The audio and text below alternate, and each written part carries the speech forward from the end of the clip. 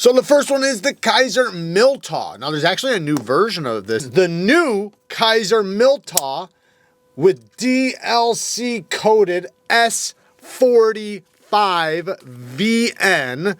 I freaking love DLC. I think it's the best, not only the best coating as far as wear resistance, but it's the best looking coating. I freaking love it. Look at that. It's like polished. It's reflective. And DLC is like, it's up to like 90 something HRC. So it's just incredibly hard. This also has fat carbon fiber. And to look at this, this is gorgeous. This is a damn good looking knife. Now, another thing is these are some of the smoothest knives you will ever experience. This one is dropping on the 6th for pre-order, and you can save 20% off if you sign up to their membership or something like that. Everything will be linked down in the description. This is actually reasonably priced for the S35VN titanium. Beautiful micarta, really good quality. And like I was saying, the best action you'll get on a knife, hands down. This is incredibly smooth. Like, this is an absolute guillotine. It's almost too smooth. Like, put it this way, check this out. When I break the detent, listen to this.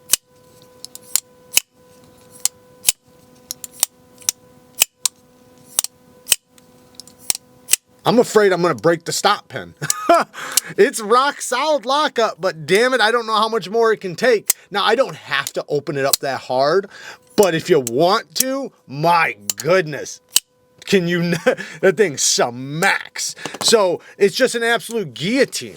So because of that smoothness and that nice crispy detent, you know, and also the detent's perfectly tuned for both deployments, whether it's the reverse flick or the top flipper, it just, man, it allows you to get tons of power. Then the access to the lock bar is as good as you can get lock bar access. You have plenty of room. They chamfered the edge, very soft, very smooth. The fat carbon fiber is inlaid very well. TA hardware all the way around. Titanium mill pocket clip, nice and smooth in and out of the pockets. This does hold an internal stop pin, which I prefer because it helps with, you know, side to side stability. Because, you know, if you push it this way, you know, the stop pin's going to hit. If you push it that way, it's going to hit on that side. So that does help for some side to side. This thing's rock solid. I have no doubt that it's not perfectly centered. Absolutely. Beautiful knife, man. The Militaw's great knife. Like I said, this one's obviously going to be more money and is up for pre-order. With their pre-orders, it's probably not going to be long wait. You know, I don't know. Maybe, I don't know how long they're going to do it for, but I wouldn't guess more than a month, maybe 2 months or something. But anyways, there you guys go. Let's check out the next one. Next is the Hogue Misto or Misto. Now, the Hogue Misto, I haven't had for a super long time, so I have not tested the Magna Cut. However, I have tested Hogue's Magna Cut, so I'm sure it's just like, you know, some of their other Magna Cut. They are doing it between 62 and 64, I believe. Yeah, I believe that's what they're doing, 62 to 64. I've been in Kershaw actually recently came out saying that they're doing theirs at 62 to 64, and they tested one that came out at 64. So shout out to Kershaw, man. Anyways, this is a titanium crossbar lock knife. I believe they are still available right now. They will have other ones in the future that are not titanium. So, you know, it's in my opinion, it's trying to fit the same area of the bug out while being just slightly more robust. You know, it's not as slicey as the bug out, but it's definitely a great blade shape. It's a great size. The scroll work or whatever you want to call this machining, you know, you either love it or hate it. I'm honestly, to be brutally honest, I'm not a fan of it. You know, but that's just, you know, preference and style. You know, it doesn't look like something really cool to me. Not that it's ugly or bad. I just, you know, if I had the choice for it to be flat, I would. Or some other type of machining, I would. Doesn't mean I hate it or anything like that. It's just a preference. The action's good. However, this is where I want to discuss another company here in a second, because this is good action. It is on washers. It's snappy, very smooth on the drop. It's rock solid lockup. So love all of that. The clip works great, and all around, it is a good knife. The steel's done well, good materials, and the price is right. It's like 330, something like around 330 bucks, something like that, right around there. That's awesome. That's amazing. So really cool. The only other knife I can, well, there's a couple other ones, but one highly recommend. They're doing their heat treat at 63 to 64 on their Magna Cut, and he has the Model 1 titanium available right now on BLADEBINGE. I'll link it down in the description so you can get them right now, and they're $330 for a USA made knife with a good heat treatment and titanium with phenomenal action, great geometry.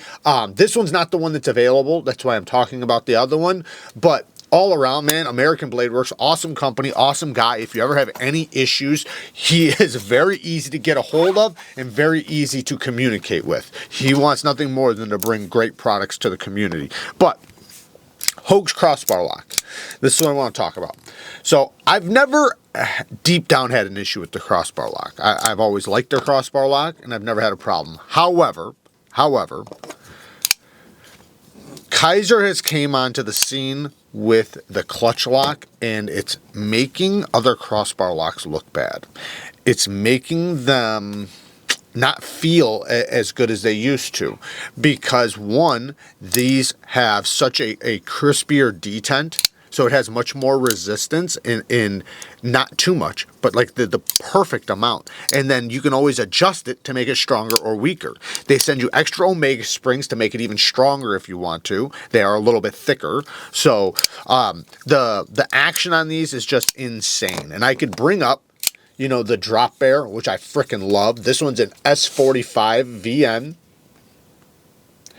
I do not know how well they're doing their S45 VN. I need to test it, and I will probably be doing a test on it. I actually plan on doing a bunch of comparisons coming up. I might do a poll on which one I should do first. But anyways, phenomenal knife, man. Like, this is just, like I said, the crossbar lock on, this is the Kizer Sheepdog with the clutch lock, and then this is the drop bear with the clutch lock, obviously with fat carbon fiber. This one's got S35 VN. Now, the Kizer Sheepdog's been a very popular model. This one puts thumb studs and hole deployment, and then you also have, technically, the fuller too, but the fuller's not the sharpest, so the hole's where you want to use it. Very good ergonomics, very slicey blade. This thing slices like a champ. Rock solid lockup on all my clutch locks, really. I have one that's starting to get play after a lot of use, but check this out. They send me extra Omega springs. All I have to do is swap them, because the other ones are stronger, so my lockup will be stronger.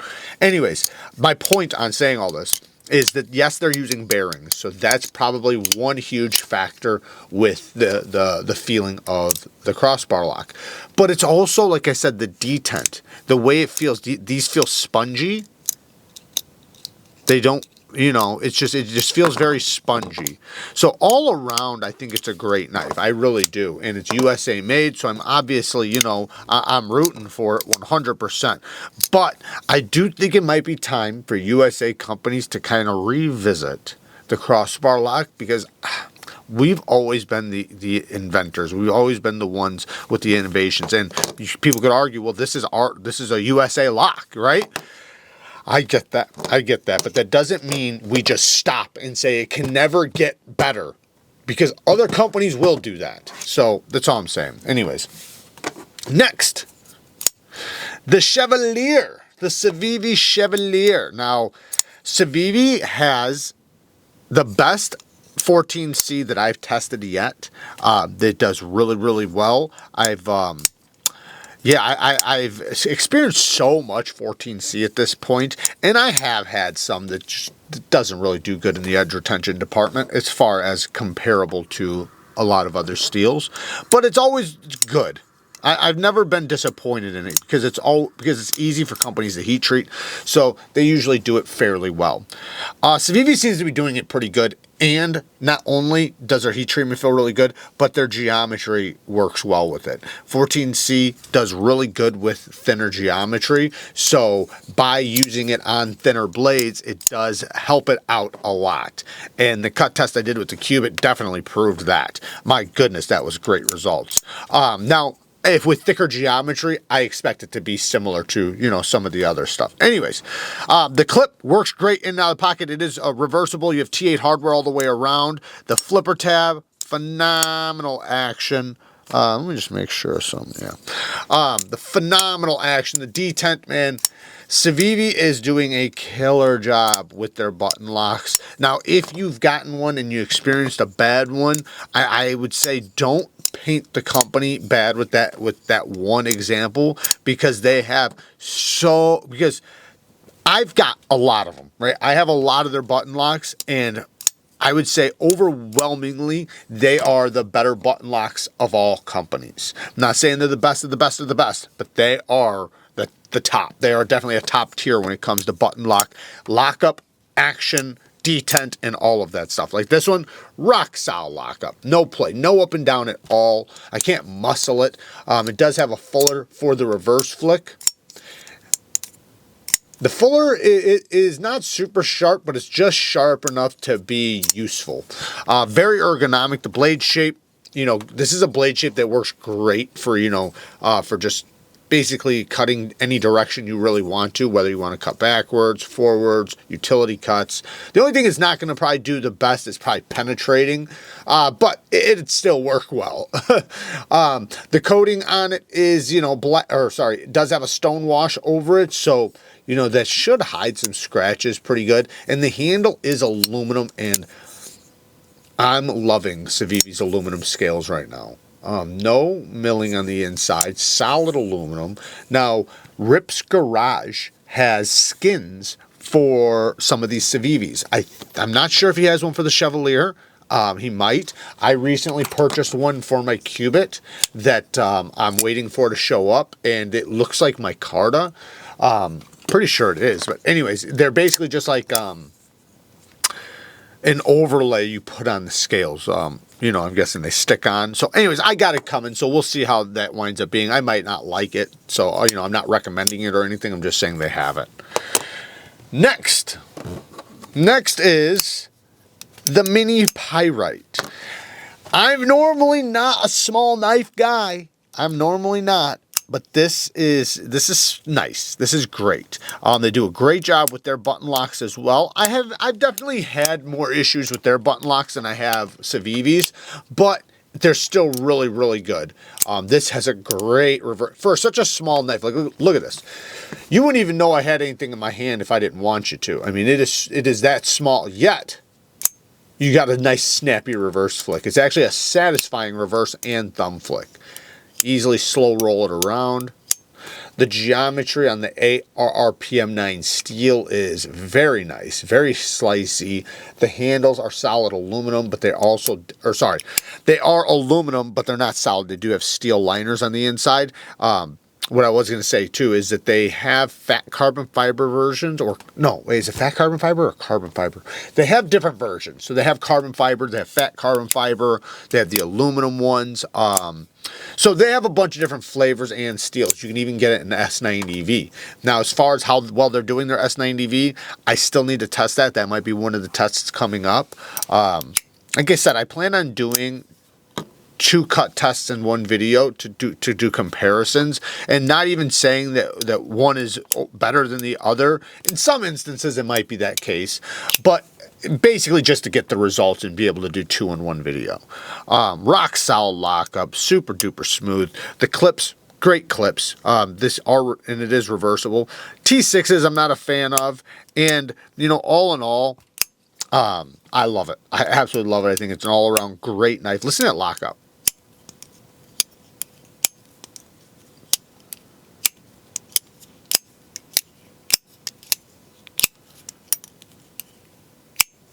Anyways, I like it. I like it quite a bit. Now, there also is this little guy, which is, what is the name of this one? I forgot.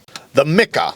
So, the little Mica, I personally like the Pyrite more, and what's crazy is I'm not even a huge fan of small knives. I like some small knives, don't get me wrong. Like, I love the Spyderco Chaparral, and many, many more.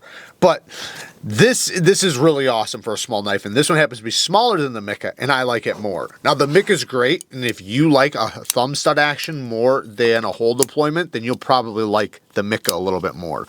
They're both arguably, you know, relatively the same size for the most part. The geometry is great on both of them, running the same steel, AR RPM 9 steel, if you get this version, because like I said, they do have S90V versions.